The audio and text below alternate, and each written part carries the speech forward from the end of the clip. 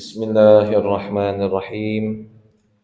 Ila hadratin Nabil Mustafa Rasulillah sallallahu alaihi wasallam wa ila alihi wa ashabihi wa dhurriyyatihi wa ahlihi baitihil kiram wal mu'minina wal mu'minat wal muslimina wal muslimat al ahya'i minhum wal amwat khususan ila arwahi abaina wa ummahatina wa ajdadina wa jaddatina wa masyayikhina wa asatidina syai'un lillahi lahum al-fatihah.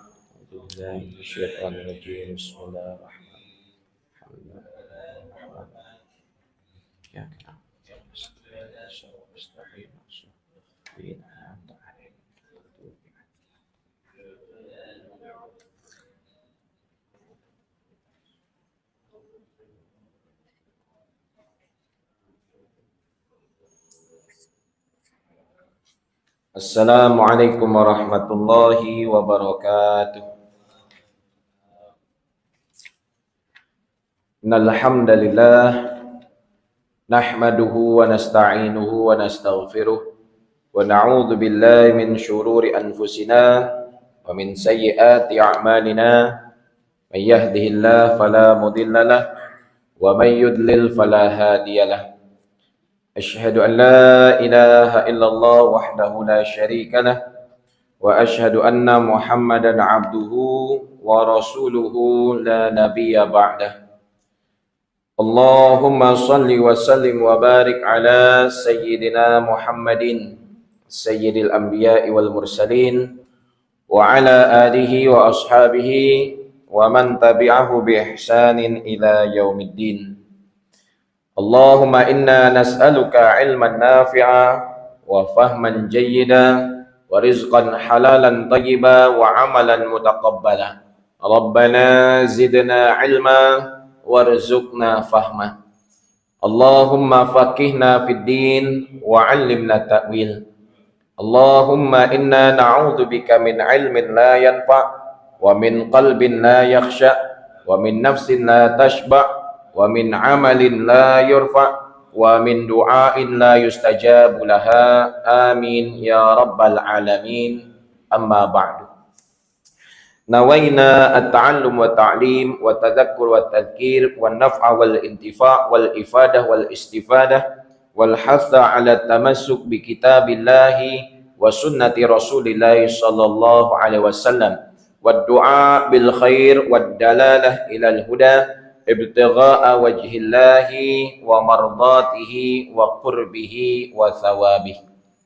Para jamaah yang dimuliakan Allah Subhanahu wa taala, alhamdulillah Allah Subhanahu wa taala mengumpulkan kita di dalam satu majelis yang dicintainya dan dicintai oleh Nabi sallallahu alaihi wasallam. Allah Subhanahu wa taala mengumpulkan kita di akhir bulan yang mulia, yaitu bulan Zulhijjah, di mana pada bulan Zulhijjah banyak orang-orang yang telah selesai melaksanakan ibadah haji. Mereka menunggu sekian lama, mengumpulkan harta dan melatih fisikal untuk tercapainya ibadah haji tersebut, dan ibadah haji adalah salah satu dari rukun Islam. Tetapi apabila kita tak boleh buat haji, belum ada kewajiban itu, belum mampu kita dari segi pergi untuk tunaikan ibadah haji, kita masih boleh mendapatkan pahala semacam keutamaan haji dan umrah dengan hadirnya kita semua di dalam majelis ilmu. Di dalam hadis yang diriwayatkan oleh Imam At-Tabrani, Rasulullah sallallahu alaihi wasallam bersabda,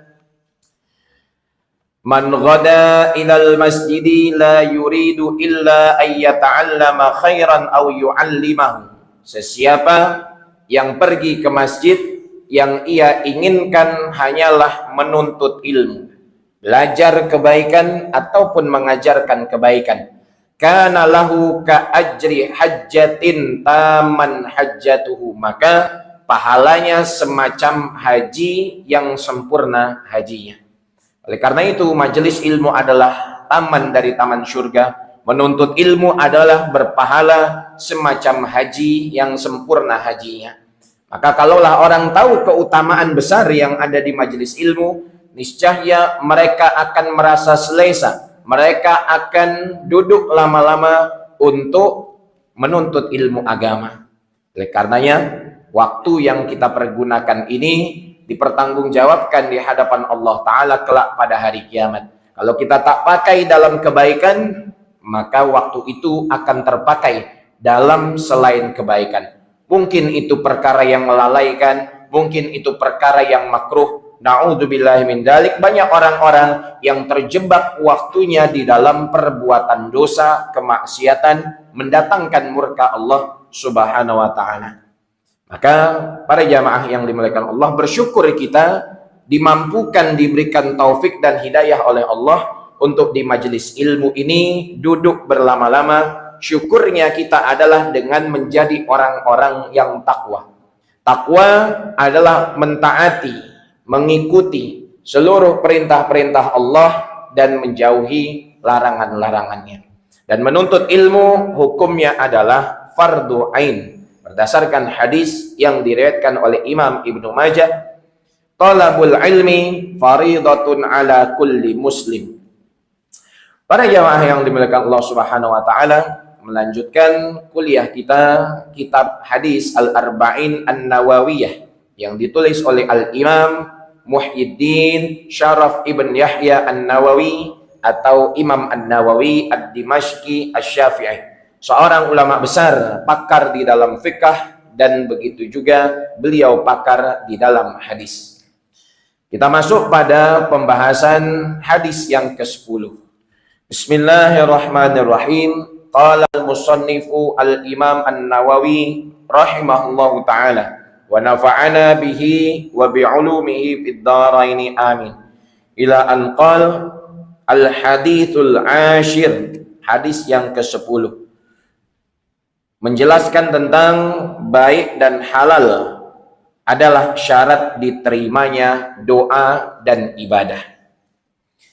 An Abi Hurairah radhiyallahu anhu qala qala Rasulullah sallallahu alaihi wasallam, innallaha tayyibun la yaqbalu illa tayyibah wa innallaha amara al-mu'minina bima amara bihil mursalin faqala ta'ala ya ayyuhar rusulu kulu minat tayyibati wa'malu salihah wa qala ta'ala ya ayyuhalladzina amanu kulu min tayyibati ma razaqnakum thumma dzakara ar-rajulu yutilu safara ash'atha aghbara yamuddu yadayhi ila sama ya rabbi wa mat'amuhu haram wa mashrabuhu haram wa malbasuhu haram wa udhiya bil harami fa anna yustajabu lahu, rawahu Muslim.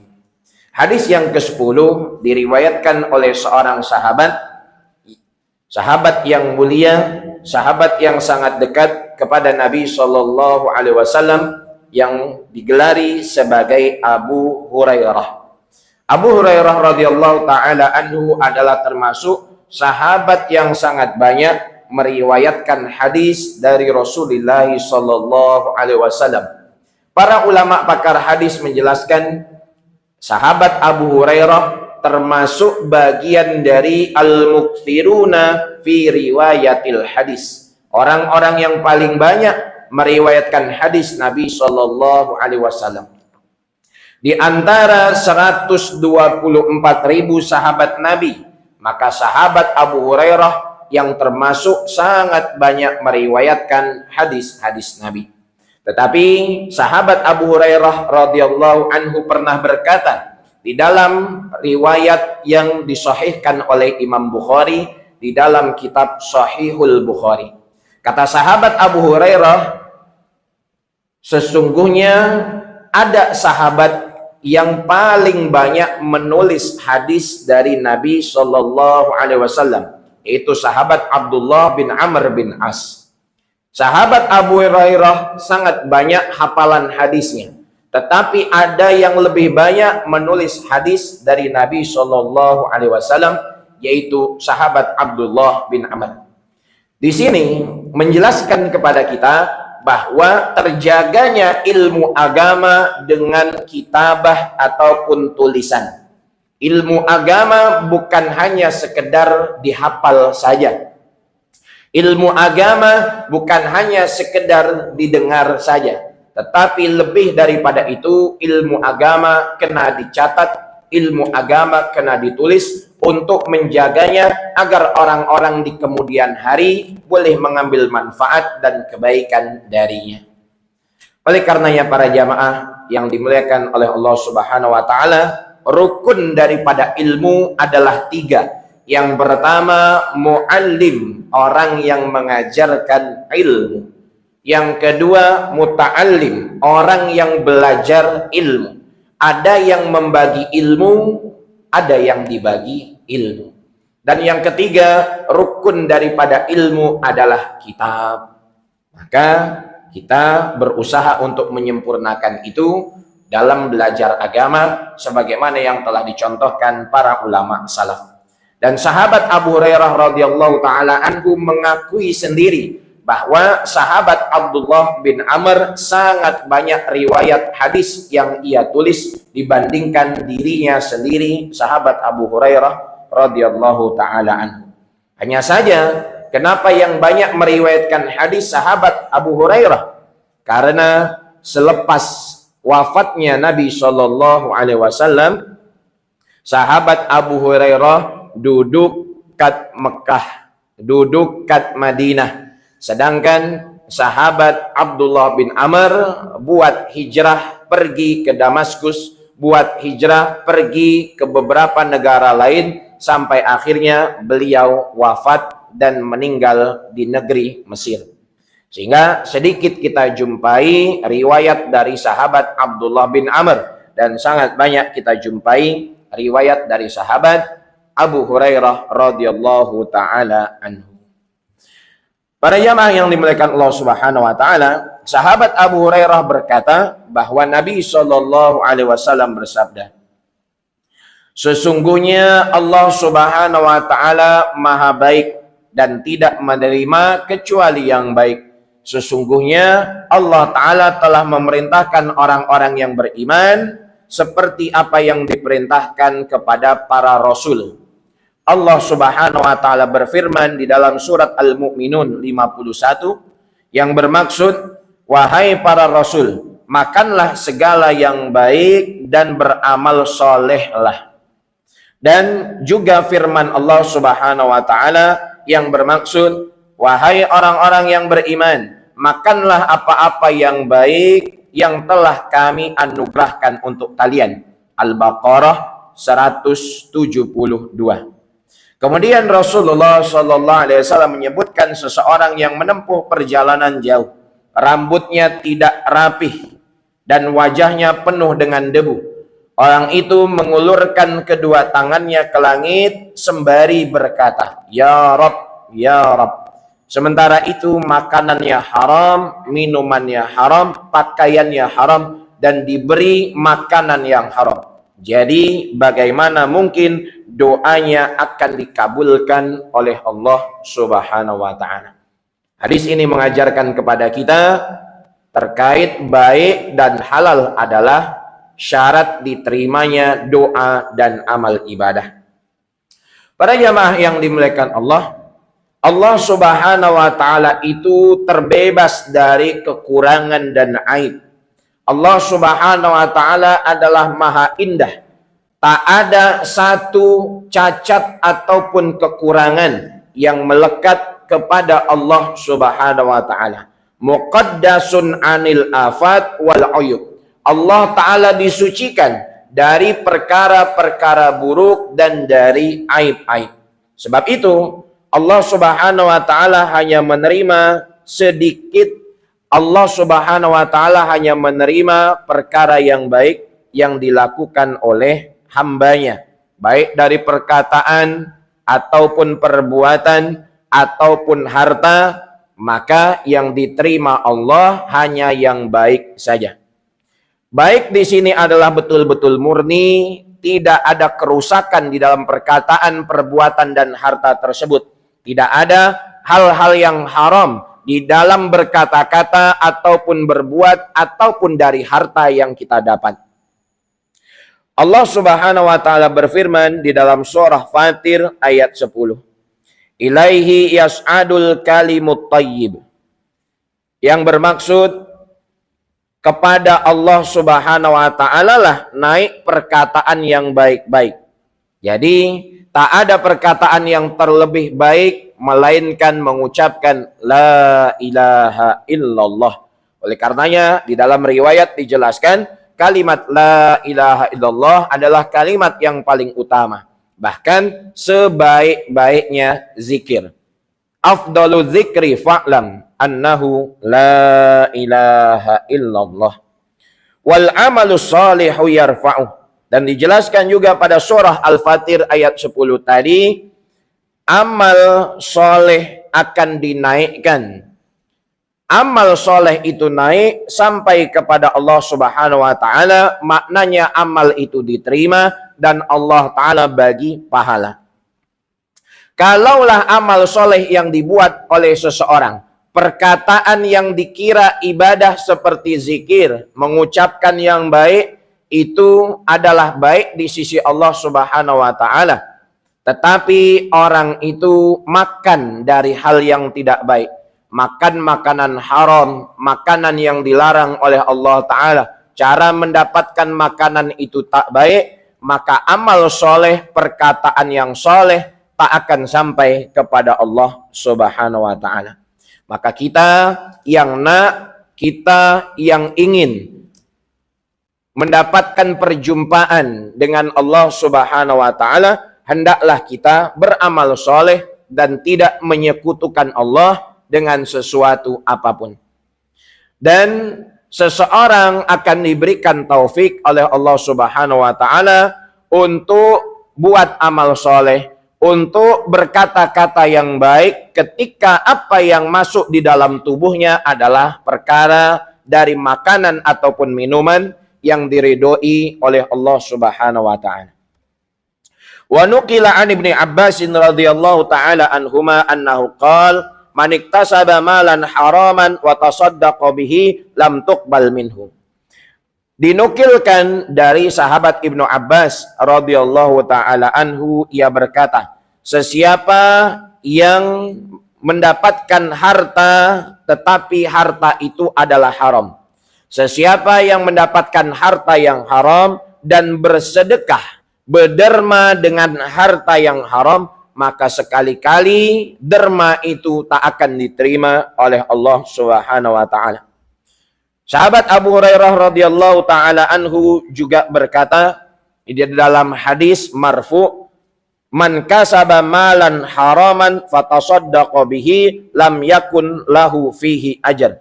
Sesiapa yang mendapatkan harta haram dan kemudian ia berderma dengan harta haram itu, maka tak ada sedikit pun pahala yang Allah Ta'ala akan bagi dari harta yang haram. Bahkan orang tersebut akan menanggung dosa dari perbuatannya. Wa kana itsmuhu alaih.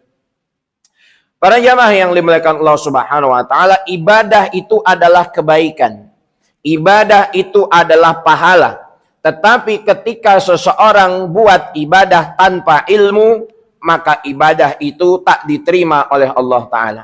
Orang buat kebajikan tanpa ilmu, bukan hanya tak diterima oleh Allah, tetapi ia boleh berdosa. Al-Imam Ibn Ruslan pernah menjelaskan, wa kullu man bighairi ilmin ya'malu a'maluhu mardudatun la tuqbalu. Dan setiap orang yang beramal tanpa ilmu, maka amalnya itu tertolak, tidak diterima. Para jamaah yang dimuliakan Allah Subhanahu wa taala, ada orang yang dia berderma, tetapi harta yang ia gunakan untuk derma dari menzolimi orang lain, mengambil hak orang lain. Ada orang yang membagi makan kepada fakir miskin, tetapi makanan tersebut ia beli, ia dapatkan dari harta yang haram, reswah, dan seterusnya. Maka sekali-kali kebajikan itu tak akan sampai kepada Allah dan tak diterima oleh Allah Subhanahu wa taala. Di dalam kitab Al-Kabair yang ditulis oleh Imam Az-Zahabi, di dalam kitab Az-Zawajir yang ditulis oleh Al-Imam Ibnu Hajar Al-Haythami, dinukilkan perkataan seorang tabi'in yang bernama Sufyan Ats-Tsauri. Ia mengatakan, man anfaqa minal haram fi ta'atillah kana kaman tahara tsauba bil baul. Sesiapa yang menginfakkan hartanya dari perkara yang haram untuk taat mendekati Allah Subhanahu wa taala, maka seakan-akan ia membasuh baju dengan air kencing. Ada baju kotor, ada baju terkena najis. Najis itu boleh hilang dengan air mutlak. Apa itu air mutlak? Air yang suci dan mensucikan. Kita nak basuh baju, nak mensucikan baju dengan air kopi, maka najis tak boleh hilang. Karena air kopi, air yang tak boleh mensucikan. Kita nak basuh baju, nak sucikan baju dengan air kencing, maka baju itu akan bertambah najis. Pakaian itu akan bertambah kotor. Nah, semacam itulah perumpamaan yang dijelaskan oleh Al-Imam Sufyan Ats-Tsauri. Orang yang berderma, orang yang bersedekah, orang yang menginfakkan hartanya, tetapi harta itu haram, maka tak akan boleh dia mendekatkan diri kepada Allah Ta'ala dengan harta haram tersebut.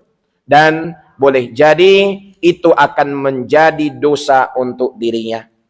Ada orang yang dapat uang dari corruption, ada dapat uang dari perkara haram.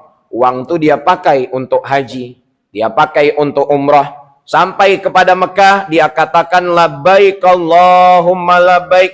Ya Allah, aku penuhi panggilanmu. Maka malaikat akan menjawab, la labbaik wala sa'daik. Tak ada panggilan Allah, tak ada jemputan Allah Subhanahu wa taala untuk dirimu. Kenapa? Karena dalam ibadah itu disyaratkan harta yang halal, pakaian yang halal, apa yang masuk ke dalam tubuh juga kena dari perkara yang halal. Para jamaah yang dimuliakan Allah Ta'ala, antara perkara halal dan haram ini dijelaskan sejelas-jelasnya oleh Nabi SAW. Rasulullah bersabda, innal halala bayyinun wa innal harama bayyin. Sesungguhnya perkara yang halal itu jelas, dan sesungguhnya perkara yang haram itu jelas. Wa ma bainahuma umurun mushtabihatun la ya'lamuhunna katsirun minan nas. Tetapi ada yang lebih bahaya. Tak jelas perkara tersebut. Perkara itu bukan halal, bukan juga haram. Di antara halal dan haram itu ada perkara kelabu yang disebut syubhat. Perkara yang banyak orang-orang tak tahu apakah syubhat itu halal atau syubhat itu haram. Sehingga orang-orang yang jatuh ke dalam syubhat, maka ia jatuh ke dalam yang haram. Macam kita naik kereta, naik motosikal, ada traffic light. Lampu merah, tanda untuk berhenti. Lampu hijau, tanda untuk berjalan. Tetapi di tengah-tengah itu ada lampu kuning. Kalaulah lampu kuning sudah nampak, kita tak injak brake, maka sampai pada line traffic light sudah masuk lampu merah. Maknanya kita melanggar. Nah, perkara yang syubhat itu adalah macam lampu kuning pada traffic light. Kita tak boleh melanggar perkara yang syubhat. Sebab ketika masuk pada syubhat, mesti kita masuk ke dalam yang haram. Para ulama-ulama terdahulu, mereka sangat-sangat berhati-hati di dalam perkara yang syubhat. Karena perkara yang syubhat ini boleh menjadikan seseorang fasik. Tengok ada wallet, tengok ada uang 100-200, tak tahu uang siapa, maka jangan kita ambil. Ada orang tinggalkan benda berharga, tak tahu itu milik siapa, maka jangan kita ambil.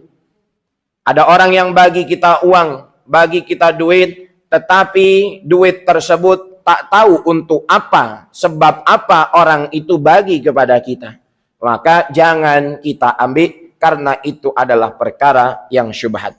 Qala ta'ala lan tanalul birra hatta tunfiqu mimma tuhibbun. Allah Subhanahu wa taala berfirman, sekali-kali kalian tak akan dapat kebajikan, kalian tak akan mendapatkan pahala sempurna, kalian tak akan mendapatkan kebaikan sehingga kalian menginfakkan harta yang kalian cintai. Surah Al-Imran ayat 92. Para ulama tafsir juga menjelaskan lan tanalul birra, kalian tak akan boleh mendapatkan syurga sehingga kalian menginfakkan harta yang kalian cintai. Fitrah manusia ini terikat dengan wanita, anak-anak, dan harta. Maka perkara itulah yang menjadi dugaan kehidupan. Sebab wanita banyak orang yang tidak mentaati perintah Allah. Sebab anak-anak maka banyak orang-orang yang meninggalkan larangan-larangan Allah. Dia nak membahagiakan anaknya, nak membahagiakan family-nya, sebab gaji tak cukup yang halal, maka dia ambil yang tak halal. Membahagiakan family, menyuapkan mereka seperti bara api, memasukkan kepada mulut anak, mulut istri seperti api. Maka suami ataupun imam, kepala rumah tangga semacam ini, mereka tak kasihan kepada ahli keluarganya di akhirat kelak. Ahli keluarga itu tak bersalah sebab mereka tak tahu, tetapi yang dipertanggungjawabkan besar siksaan dan azabnya di hadapan Allah adalah seorang ayah, seorang suami yang tak menafkahi istri dan anak-anaknya dari cara yang halal. Maka kita tengok quality rizki, jangan kita tengok quantity rizki.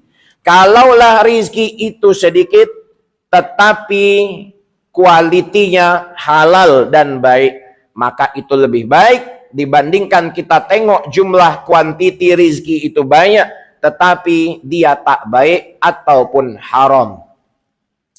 Oleh karenanya ya sekalian, ketika orang-orang tinggalkan ilmu agama, ketika orang-orang tak kisah dengan keimanannya, maka banyak yang dapatkan uang, dapatkan harta, tetapi mereka tak tahu apakah harta itu halal ataukah haram. Oleh karenanya para ulama menjelaskan surah Al-Imran ayat 92 ini untuk bagaimana kita berusaha dan berikhtiar menginfakkan harta di jalan Allah Ta'ala. Sebab harta itu adalah yang paling dicintai oleh manusia. Ketika manusia boleh menginfakkan hartanya, bermakna ia lebih mendahulukan apa yang Allah nak dibandingkan apa yang dirinya nak. Walidha kana Abdullah ibnu Umar radhiyallahu anhuma yatasaddaqu bisukari wa yaqulu inni uhibbu. Ada contoh dari sahabat Abdullah ibnu Umar. Sahabat Abdullah ibnu Umar senantiasa bersedekah dan membagi-bagi gula. Kenapa ia bagi gula? Karena benda yang paling ia sukai adalah gula. Kita bagi makanan kepada orang, maka bagilah makanan yang sedap. Bagi pakaian kepada orang, bagilah pakaian yang masih layak, yang pantas. Kita bagi pertolongan, maka bagilah pertolongan itu dengan sepenuhnya. Berkata-kata yang baik, sebagaimana kita tak suka ada orang yang melecehkan, menghina diri kita, maka kita pun tak nak melecehkan, menghina orang lain. Dan begitu juga, kalaulah kita tak suka dizolimi oleh orang lain, jangan sekali-kali kita berbuat zolim kepada orang lain. Sesungguhnya Allah Subhanahu wa Ta'ala maha baik, maha indah, dan Allah Ta'ala hanya menerima perkara-perkara yang indah. Dan sesungguhnya Allah Ta'ala perintahkan kaum mukminin, kaum muslimin, sebagaimana Allah Ta'ala telah perintahkan kepada para rasul. Apa yang diperintahkan? Untuk makan halal. Apa yang diperintahkan? Untuk cari harta yang halal dan baik. Nampaknya harta itu baik tetapi belum tentu halal. Meskipun kita suka. Nampaknya harta itu halal. Sudah mesti harta yang halal adalah baik. Meskipun kita tak suka. Ada orang yang tak suka makanan kampung. Tetapi makanan kampung itu halal. Ada orang yang suka makanan western. Tetapi belum tentu makanan western itu halal. Halal dan haram ini ditengok dari syarak, bukan ditengok dari kesukaan kita. Para jamaah yang dimuliakan oleh Allah Subhanahu wa taala, summiyal halalu tayyiban li'anna syari'a tayyabahu li'akilihi wa in lam yastalidh. Halal itu disebut tayyib, halal itu disebut baik karena sesungguhnya syarak telah menetapkan kebaikan di dalam makan yang halal kepada orang yang memakannya meskipun ia tak merasa lezat. Dan syarak telah menetapkan perkara yang haram itu adalah haram meskipun orang merasa lezat ketika mengambilnya, ketika menikmatinya. Khamr, kenapa khamr itu dilarang? Karena khamr itu adalah haram meskipun ia lezat. Kenapa daging babi itu dilarang padahal ia lezat? Karena daging babi adalah haram. Tetapi yang kebalikannya, makanan-makanan halal susah terasa lezat. Bagi siapa? Bagi orang-orang yang sudah terbiasa dengan makanan haram. Kalau lidah ini sudah terbiasa dengan makanan haram, perbuatan kita sudah terbiasa dengan perbuatan haram, pakaian yang kita pakai adalah pakaian haram, maka susah nak mengganti dengan makanan yang halal, kebiasaan yang baik yang diridhai oleh Allah, pakaian yang kita beli dari harta yang halal pula.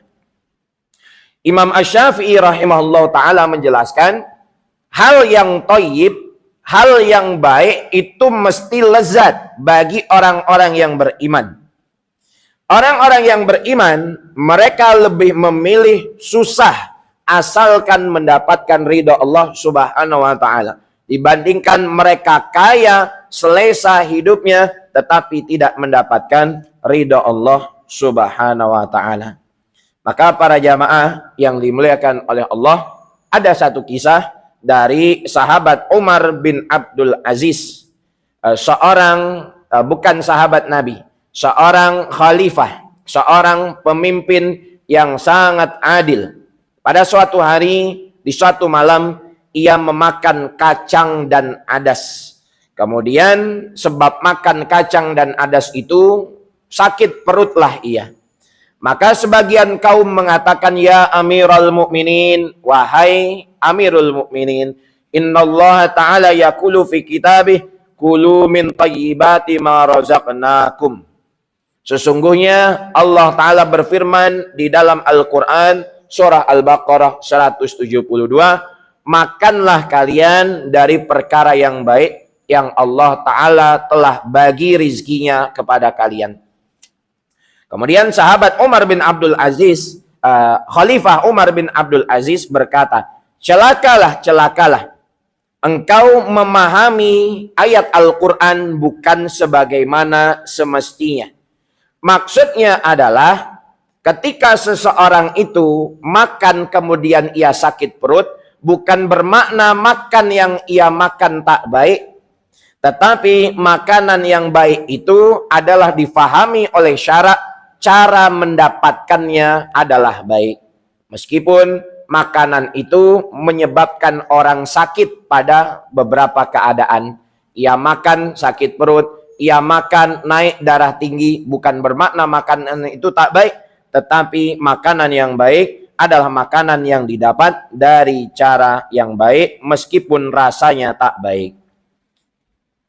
Wakila, dan dijelaskan juga, sesungguhnya perkara yang paling utama yang dimakan oleh seorang muslim adalah dari pertanian yang ia buat sendiri. Jadi di antara usaha ataupun cara mendapatkan uang, Dijelaskan oleh para ulama. Satu, uang yang paling halal, uang yang baik adalah yang kita dapat dari pertanian. Kalau orang boleh bertani, orang boleh menanam sayuran dan seterusnya, di kampung ada tanah banyak, maka buatlah. Karena itu termasuk niaga yang baik dan halal rizkinya.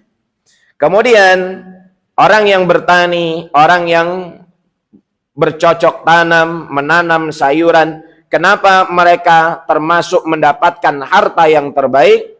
Karena di sini orang yang bertani hatinya lebih tawakal kepada Allah Subhanahu wa taala. Kita tanam beras, kita tanam jagung, kita tanam durian, kita tak tahu apakah tanaman itu berjaya atau tak berjaya.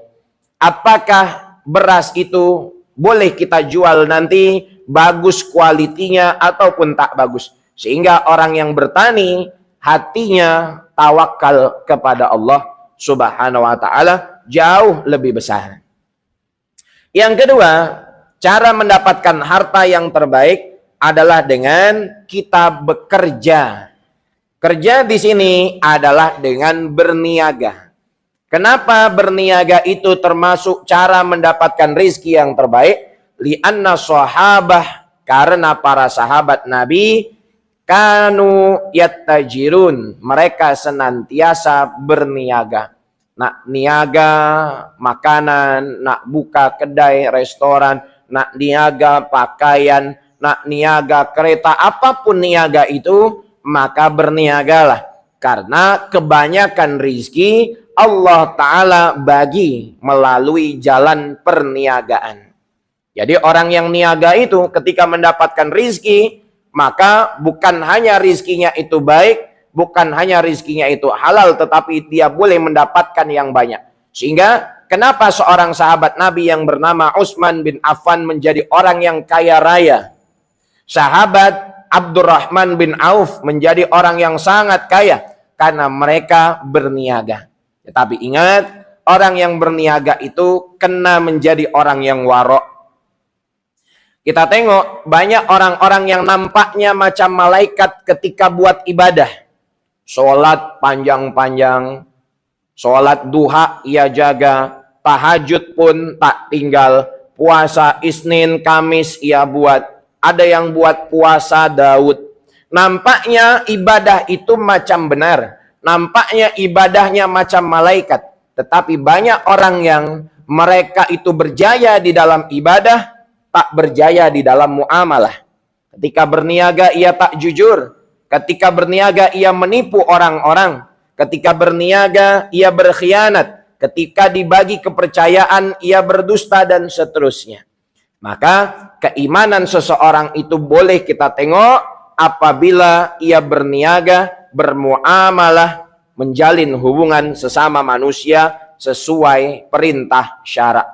Kalau niaganya benar, muamalahnya benar, automatically itu adalah orang yang buat ibadah benar.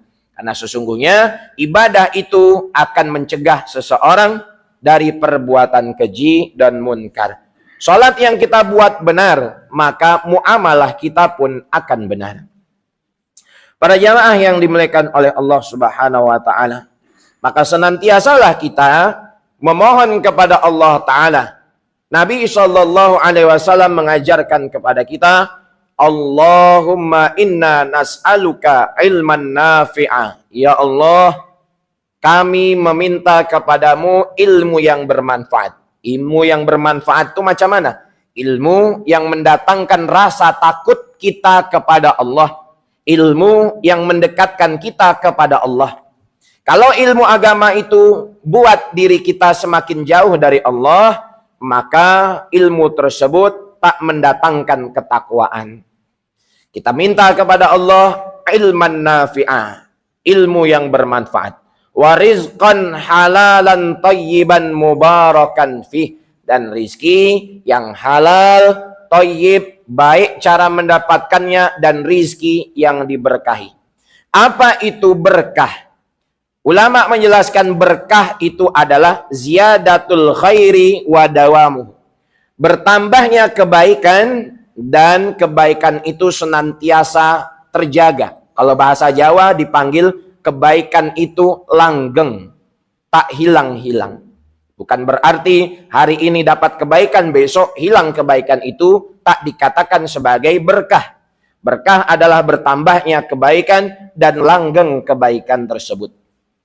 Orang yang dapat rizki halal dan baik, meskipun nampaknya sedikit, dengan rizki itu ia gunakan untuk membantu agama Allah.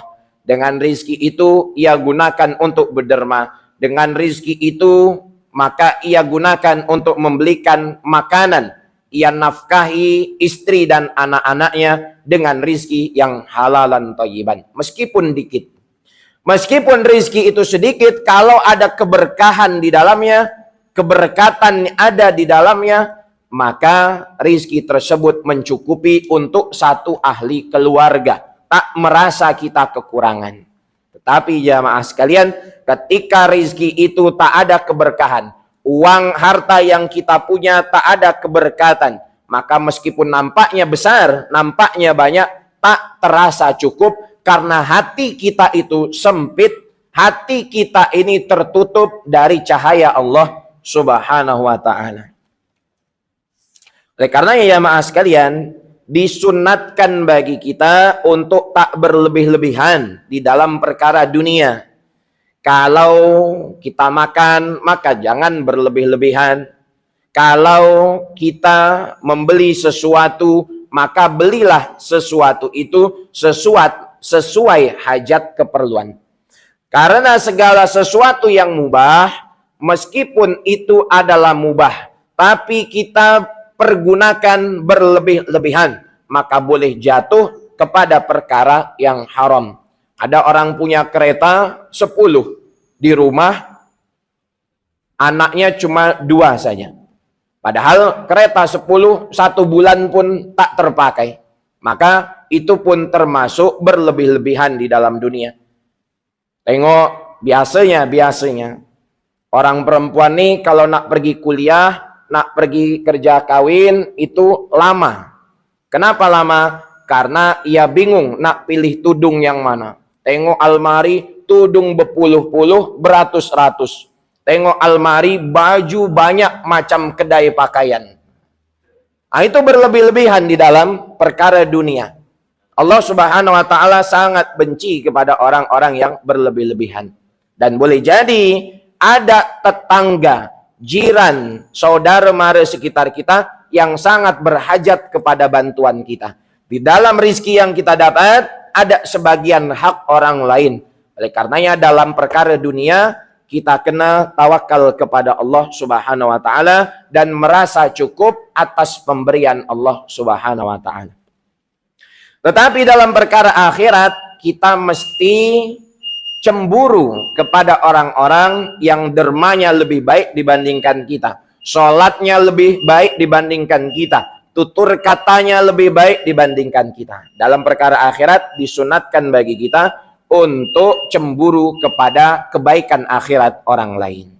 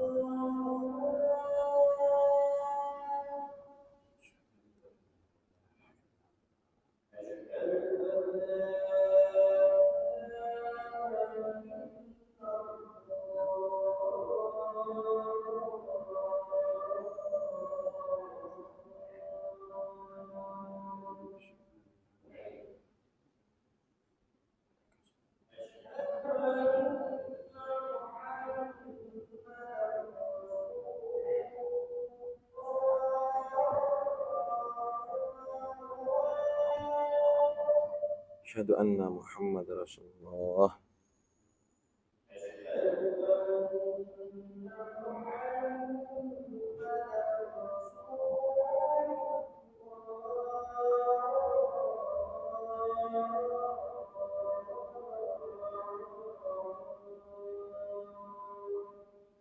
Asyhadu anna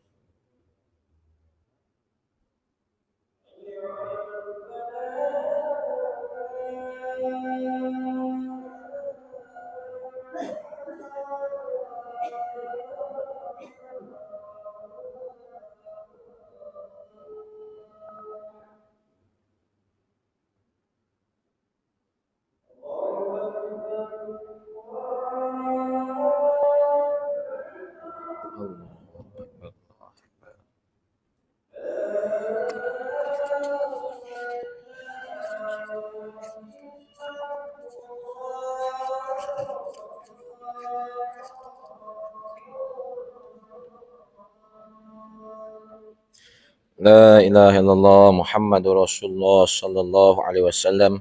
Allahumma rabb hadhihi ad-da'wati at-tammah was-salatil qa'imah ati sayyidina Muhammadin al-wasilata wal fadilah wasyarafa wad-darajatal 'aliyatar rafi'ah wa ba'athu maqaman mahmudan alladhi wa'adtah innaka la tukhliful mi'ad. Amin ya rabbal alamin.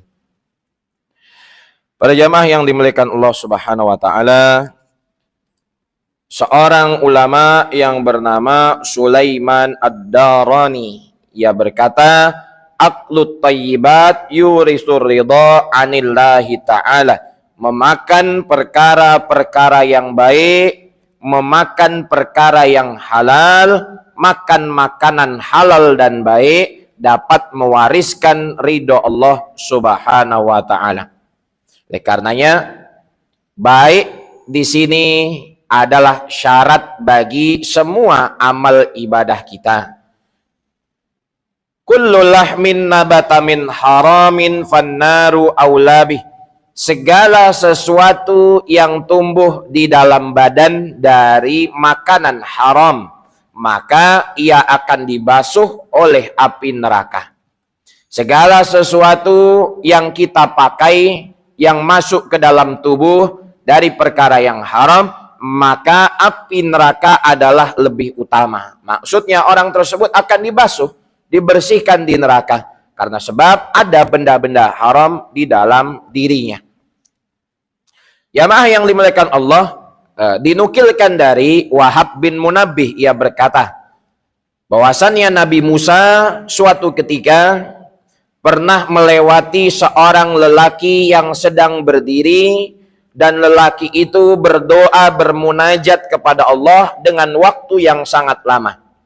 Kemudian Nabi Musa pun menengok kepada lelaki itu dan berkata, dan Nabi Musa berkata kepada Allah, Ya Rabbi ammastajabta li'abdik. Wahai Allah, kenapa engkau tidak mengabulkan doa hambamu tersebut, lelaki yang sedang berdoa itu.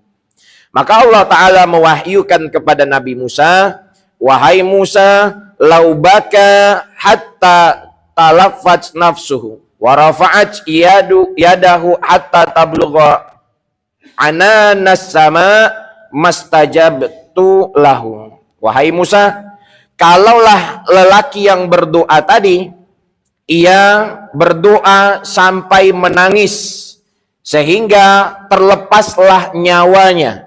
Kemudian ia angkat kedua tangannya sampai tangan itu kepada langit. Maka aku tak akan kabulkan doa lelaki yang bermunajat itu. Sebab apa?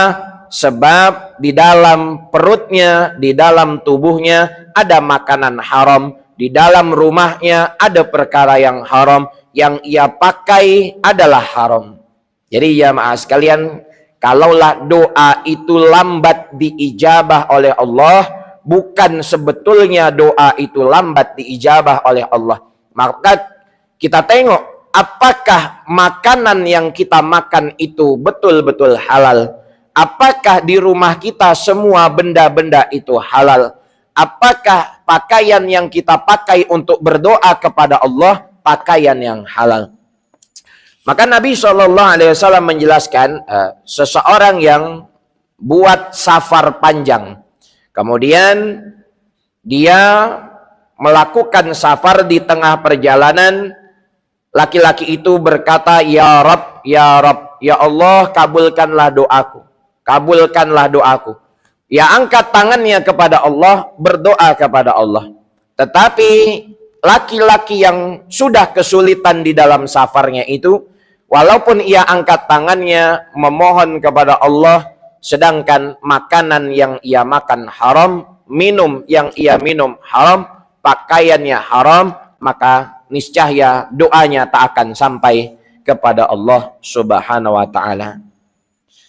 Suatu ketika sahabat Sa'ad bin Abi Waqqas radhiyallahu taala anhu meminta doa dari Nabi sallallahu alaihi wasallam. Sahabat Sa'ad berkata, "Ya Rasulullah, ud'ullaha ayyaj'alani mustajabat da'wah." Wahai Nabi Muhammad, tolong mintakan kepada Allah agar Allah menjadikan doaku mustajab. Apa kata Nabi SAW kepada sahabat Sa'ad bin Abi Waqqas? "Wahai Sa'ad, perbaikilah makananmu, niscaya doamu akan mustajab."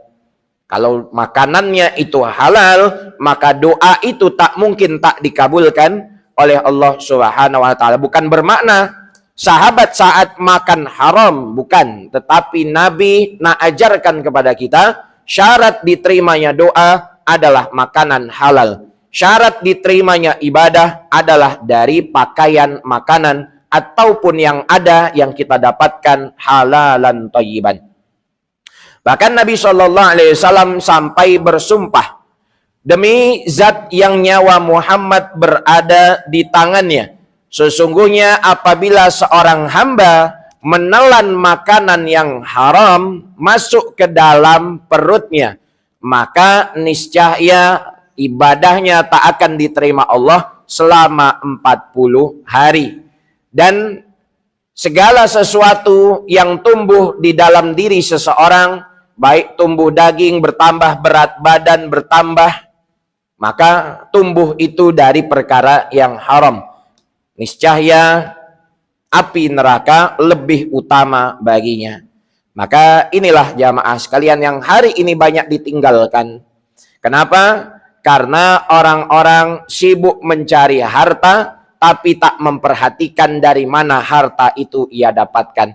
Orang-orang sibuk mencari makan, tetapi bukan hanya dengan cara yang halal, cara yang haram pun ia berani. Larangan-larangan Allah pun ia langgar untuk mendapatkan makanan tersebut. Maka ini yang menyebabkan akhlak dan adab rusak dari diri kita dan khususnya dari generasi muda. Karena makanan itu tak halal dan tak baik, pakaiannya pun mengikuti pakaian yang tak baik, macam orang-orang kafir, tasyabuh kepada orang-orang yang tak beriman. Nah, mulai dari sekarang tugas kita adalah mencari harta, makanan yang halalan thayyiban. Bukan hanya kita tengok banyak jumlahnya, tetapi ia tak halal, tetapi kita cari makanan, harta yang halal dan baik meskipun tak banyak. Kalaulah keberkatan sudah Allah Ta'ala bagi di dalam harta itu, maka doa kita, ibadah kita, diri kita akan diterima oleh Allah Subhanahu wa Ta'ala. Itu yang boleh disampaikan kepada para jamaah sekalian terkait hadis ke-10 yang dijelaskan di riwayat Imam Muslim dari sahabat Abu Hurairah radhiyallahu taala anhu mengenai makanan yang halal, syarat diterimanya doa dan ibadah di sisi Allah Subhanahu wa taala. Mudah-mudahan bermanfaat bagi jamaah sekalian apa yang disampaikan. Kita betul-betul hati-hati dalam mendapatkan uang, mendapatkan makanan, mendapatkan pakaian. Jangan menerima apabila pakaian, uang itu adalah syubhat, tidak jelas. Kita betul-betul kena semak kehalalannya. Kita kena perhatikan apa yang kita dapat. Karena sesungguhnya 1 sen dari harta kita, 1 benang dari pakaian kita, 1 butir nasi dari yang kita makan akan dipertanggungjawabkan di hadapan Allah Subhanahu wa taala. Kalau yang kita makan, yang kita terima itu halal dan baik, maka kita akan ditanya di hadapan Allah. Tetapi kalau yang kita makan, yang kita pakai itu haram, na'udzubillah, maka ada azab yang menanti di akhirat. Allah Subhanahu wa taala pasti akan menghukum dan mengadili orang-orang dengan seadil-adilnya. Mudah-mudahan dengan kita banyak berdoa kepada Allah, Allah mudahkan kita untuk mendapatkan harta yang halal, makanan yang halal, benda-benda yang ada di sekitar kita pun halal, sehingga mustajablah doa kita dan mudah kita untuk mendekatkan diri kepada Allah Jalla Jalaluh. Wallahu ta'ala a'lam bissawab. Terima kasih banyak saya ucapkan jazakumullah khairan katsira kepada seluruh jamaah yang telah mendengarkan, duduk di majelis ini dari selepas maghrib sampai kepada isya. Dan saya ucapkan jazakumullah khairan katsira yang telah menginfakkan hartanya sebagian di jalan Allah Ta'ala untuk membantu kemajuan dakwah ini. Semoga Allah Ta'ala balas kita dengan sebaik-baik balasan. Allah Ta'ala jadikan itu tameng ataupun protection diri kita dari siksaan api nerakanya. Allahumma amin.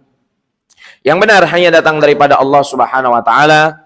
Sebelum kita akhiri majelis ini, mari sama-sama kita bersolawat kepada Nabi SAW dan kita membaca surat Wal Asr serta ditutup dengan doa kafaratul majlis. Sallallahu ala Muhammad sallallahu alaihi wasallam. Sallallahu ala Muhammad sallallahu alaihi wasallam. Bismillahirrahmanirrahim. Wal asri innal insana lafi khusrin illa alladhina amanu wa amilus solihat wa tawasaw bil haqqi wa tawasaw bis sabr.